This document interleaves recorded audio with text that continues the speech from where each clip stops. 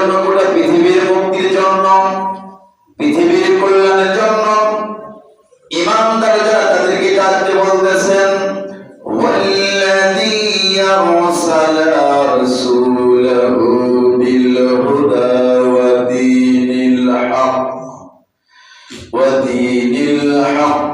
লিইয়ুযহিরাহু আলাদ-দীনি কুল্লিহি ওয়ালাউ কারিহাল মুশরিকুন।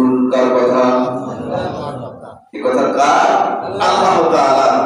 এখনকার ওইখান থেকে নিয়ে কিয়ামত পর্যন্ত এই কথা কেউ তৈরি করতে পারবে না। 1400 বছর পার হয়ে গেছে, কেউ পারে না, কিয়ামত পর্যন্ত কেউ পারবে না। এই গ্যারান্টি কার? আল্লাহ তাআলা। সম্মানিত বন্ধু আমার, আল্লাহ রাব্বুল আলামিন জানাই দিলেন তিনি তো সেই সত্তা যিনি তার রাসূলকে হেদায়েত এবং সত্য দ্বীন সহ প্রেরণ করেছেন, যাতে সকল দ্বীনের উপরে বিজয়ী করে দেন। যদিও তা মুশরিকদের অপছন্দ করে। গোটা পৃথিবীর যত মুশরিক রয়েছেন, যত বিধর্মী রয়েছেন, তারা কখনো চাইবে না মুসলমানেরা ঈমান নিয়ে কবরে যাক। ঠিক না বেঠিক? কিন্তু আমরা মনে করতেছি না মুসলমানরাই খারাপ, আমাদের পার্শ্ববর্তী দাদা বাবুরাই মনে হয় ভালো, ডোনাল্ড ট্রাম্পই মনে হয় আমাদের কাছে ভালো। এইটা মনে করতেছি না। তারা কখনো না মুসলমানদের ভালো তারা চাইবে না। একজন ইহুদি যদি পৃথিবীর বুকে মরে যায়, তারা গোটা পৃথিবী কম্পন সৃষ্টি করে দেয়। অথচ লক্ষ লক্ষ মুসলমান ফিলিস্তিনের ময়দানে মরে যায়, তারা একটিবারও তারা প্রতিবাদ তো জানায় না, বরং আরো ইহুদি নাসারাদের উৎসাহ দেয়। ঠিক না বেঠিক? এজন্য ভাই আমার, আল্লাহ রাব্বুল আলামিন বলেন আমি রাসূলকে সত্য দ্বীন নিয়ে পাঠিয়েছি, হেদায়েত দিয়ে পাঠিয়েছি। আল্লাহ তাআলা পরবর্তী আয়াতে বলতেছেন ইয়া আইয়ুহাল্লাযীনা আমানু হাল আদুল্লুকুম আলা তিজারাতিন তুনজিকুম মিন আযাবিন আলীম। আল্লাহ রাব্বুল আলামিন এবার ডাক দিয়েছেন ঈমানদার যারা, ঈমানদার যারা তাদেরকে আল্লাহ তাআলা ডাক দিয়ে বলতেছেন হে পৃথিবীর ঈমানদাররা তোমরা শোনো। পৃথিবীতে এখন প্রায় 750 কোটি মানুষ রয়েছে। এই মানুষের মধ্যে কিন্তু সকলে ঈমানদার না। ঠিক? যদি আমরা নামাজ না পড়ি, রোজা না করি, আল্লাহর হুকুম অমান্য করি, আল্লাহ আমাদের নবী মুহাম্মদ সাল্লাল্লাহু আলাইহি ওয়াসাল্লাম একজন বেনামাজি কখনো এইটা অস্বীকার করবে না। না করবে? বলেন তারা করবে না। কারণ আমাদের আল্লাহ, আমাদের রাসূল, আমরা ইবাদত করতে পারি না, আল্লাহর হুকুম মানতে পারি না, আমাদের ব্যর্থতা।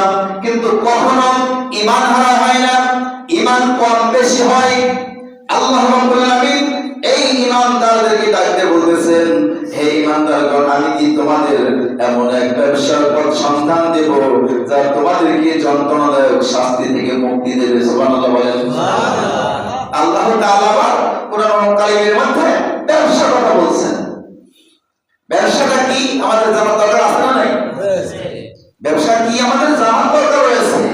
যদি এই ব্যবসাটা আমরা এখান থেকে করতে পারি, তাহলে কিয়ামত, কবর, কঠিন ধাপ, এত কষ্ট হবে।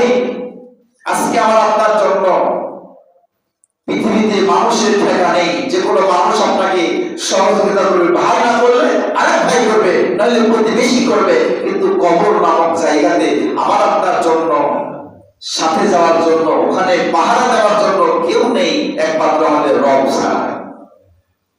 সেই রব বলতেছেন আমি কি তোমাদের এমন একটি ব্যবসার কথা শিখাই দেব, জানাই দেব, যে ব্যবসাটা করলে মুমিনগণ যন্ত্রণাদায়ক শাস্তি থেকে মুক্তি পাবে। সুবহানাল্লাহ।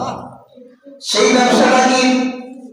আল্লাহ তাআলা জানাই দিলেন তুমিনুনা বিল্লাহি ওয়া রাসূলিহি ওয়া তুজাহিদুনা ফি সাবিলিল্লাহ বিআমওয়ালিকুম ওয়া আনফুসিকুম যালিকুম খায়রুল লাকুম ইন কুনতুম তা'লামুন। আল্লাহু আকবার। আল্লাহ সুন্দর করে জানাই দিলেন, বান্দারা এমন একটা ব্যবসার সন্ধান আমি তোমাদেরকে দিয়ে দিব, যদি সেই ব্যবসাটা করতে পারো তাহলে আখিরাতে কবরে হাসর মিজানের সিরাতে এই যন্ত্রণাদায়ক শাস্তি থেকে তোমরা মুক্তি পাইতে পারো। সেই ব্যবসাটা কি? আল্লাহ বলতেছেন তোমরা আল্লাহ রাসূলের প্রতি ঈমান আনবে। এক নম্বরে আল্লাহ এবং রাসূলের প্রতি ঈমান আনতে হবে। আমার বন্ধুগণ, সাহাবা আজমাইন যখন তারা রাসূলের প্রতি ঈমান আনতেন, আল্লাহর প্রতি ঈমান আনতেন, ওনারা ঘুষ খাইতেন, কথা বলেন, ঘুষ খাইতেন, সুদ খাইতেন, বিড়ি সিগারেট খাইতেন, জর্দা খাইতেন। এক কথায় পৃথিবীর যত কিছু আছে আল্লাহর নির্দেশ অমান্য, আল্লাহ তাআলা যেগুলো নিষেধ করেছেন সমস্ত কাজ থেকে সাহাবা আজমাইন ঈমান আনার সঙ্গে সঙ্গে এগুলো বর্জন করেছেন। সুবহানাল্লাহ বলেন। কিন্তু আমরা ঈমান আনার পরেও আমাদের মুসলিম ভাইকে নামাজের কথা বলা লাগে, ঠিক না বেঠিক? মুসলিম ভাইকে রোজার কথা বলা লাগে, মুসলিম ভাইকে সুদ খেও না এই কথা বলা লাগে, মুসলিম ভাইকে নামাজ পড়ে কথা বলা লাগে। তাহলে কি আমরা মুসলিম হতে পেরেছি? না, মুসলিম হতে পারি না। আর মুসলিম হতে না পারার কারণেই আমাদের প্রতি আযাব গজব সামনে আছে। সেই আযাব গজব আছে ইহুদি নাসারাতি বেদুইন দিয়ে আমাদের পিটানো হয় ইনশাআল্লাহ তাআলা। আমরা বুঝতে পারছি না এগুলো আমাদের শাস্তি দুনিয়াতে গাওয়া নাই। সম্মানিত বন্ধুগণ আমার, এক নম্বরে আল্লাহ এবং রাসূলের প্রতি ঈমান আনতে হবে। আল্লাহর পথে তোমাদের ধন সম্পদ, আমাদের ধন সম্পদ যা কিছু আছে খরচ করতে হবে কার পেছনে? আল্লাহর দেখানো পথে, রাসূলের নির্দেশিত পথে। কিন্তু আজকে আমার আপনার টাকা পয়সা আল্লাহর পথে খুব কম খরচ হয়। যদি বলা হয় এই মসজিদে 10 বস্তা 5 বস্তা সিমেন্ট রড দিতে হবে, অনেকেই দেই, আমরা কম বেশি দেই। যদি বেশি করে দেওয়া হয় তখন বলা হয় যে খালি আমাকেই দেখতে পাও। এরকম কথা বলার লোক আছে না নাই? এরকম কথা বলে খালি আমাকেই দেখতে পাও। কিন্তু যখন একটু পেটের ব্যথা হয়ে গেছে, মাথায় একটু সমস্যা হয়ে গেছে, ডাক্তারের কাছে যাওয়ার পরে ও টাকা গোনাও লাগে না, ফাইল ধরে দিয়ে আসা লাগে, ঠিক না বেঠিক? এটা আমি নিজে দেখলাম। হয়তো 2 টাকা 5 টাকা দাম করি নাই, কিন্তু যখন ডাক্তার বললো 60,000 টাকা দেওয়া লাগবে, এই টাকা কোন রকম করে ডাক্তারের টেবিলে দিয়ে আসছে। এটা আমরা দ্বিধাবোধ করি নাই। কিন্তু আল্লাহ বলছেন যে তোমার ধন সম্পদ যা কিছু আছে তোমরা আল্লাহর রাস্তায় ব্যয় করবে। সম্মানিত ভাই আমার, এবার আল্লাহ বললেন ফি সাবিলিল্লাহ, তোমরা আল্লাহর পথে জিহাদ করবে। কি করবে? আল্লাহর পথে জিহাদ করবে। জিহাদের বিভিন্ন রূপ রয়েছে। জিহাদ মানে গন্ডগোল, মারামারি, ফেসাদ, ঝগড়া বিবাদ এইটা নয়। দেখেন আমরা এই শীতের প্রচন্ড ঠান্ডার মধ্যে যে মানুষগুলো, আমি গত জুম্মার আগে জুম্মায় সম্ভবত বলেছিলাম যে লেদের মধ্য থেকে, স্ত্রীর কাছে থেকে যে মানুষগুলো এই মসজিদে নামাজ পড়তে আসে, এর চাইতে মনে হয় জিহাদের ময়দানে যাওয়া হলেও কষ্টকর। ঠান্ডা মানে তো উজু করা কষ্ট হয় বলেন। তাহলে আল্লাহ তাআলা বলছেন যে তোমরা জিহাদ করো আল্লাহর পথে। যদি আমরা আসি এই ঠান্ডাকে অপেক্ষা করে, স্ত্রীর কাছ থেকে অপেক্ষা করে যদি মসজিদে আসি, আমার মনে হয় এটাও জিহাদের সমতুল্য হবে। তারপরে আরেকটি জিহাদ রয়েছে ইসলামকে প্রতিষ্ঠিত করার জন্য, কোরআন সুন্নাহকে প্রতিষ্ঠিত করার জন্য। রাসূল সাল্লাল্লাহু আলাইহি ওয়াসাল্লাম যেখানে যেভাবে ডাক দিয়েছেন সেভাবে যাওয়ার নাম হলো জিহাদ।